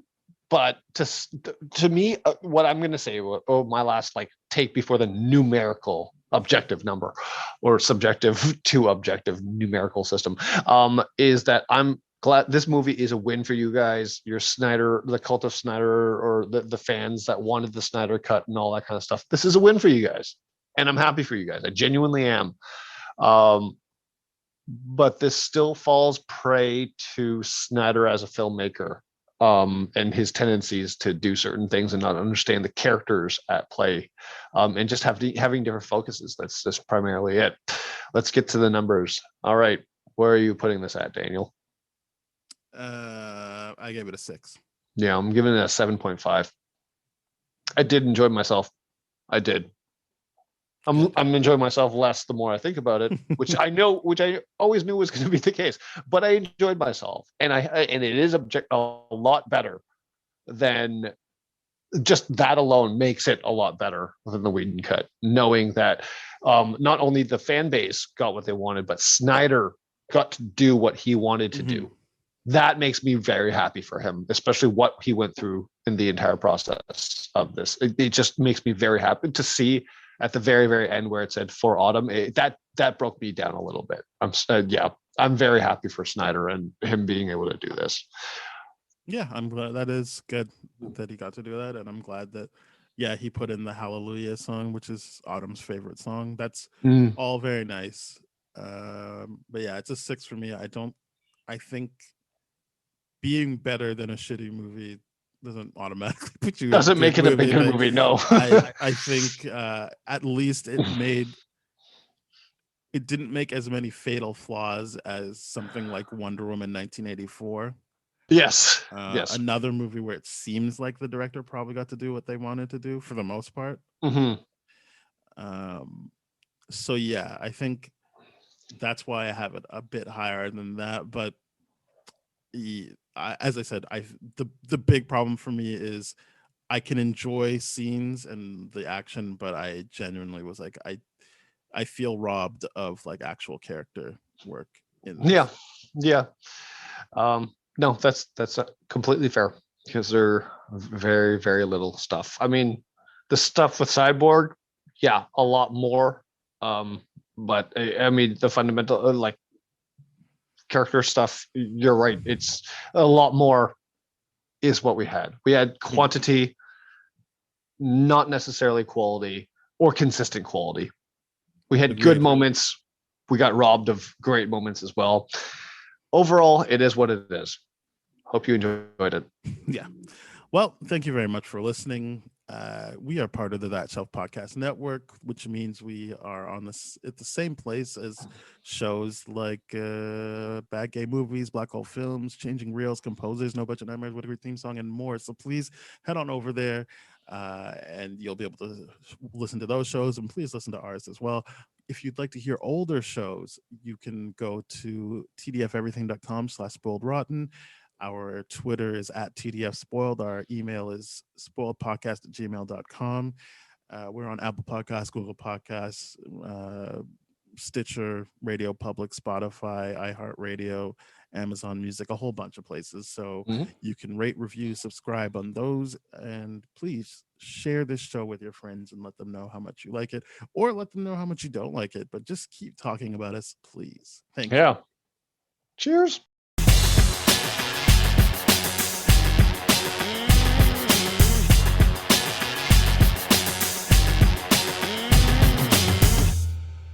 This has been a TDF Everything production, brah.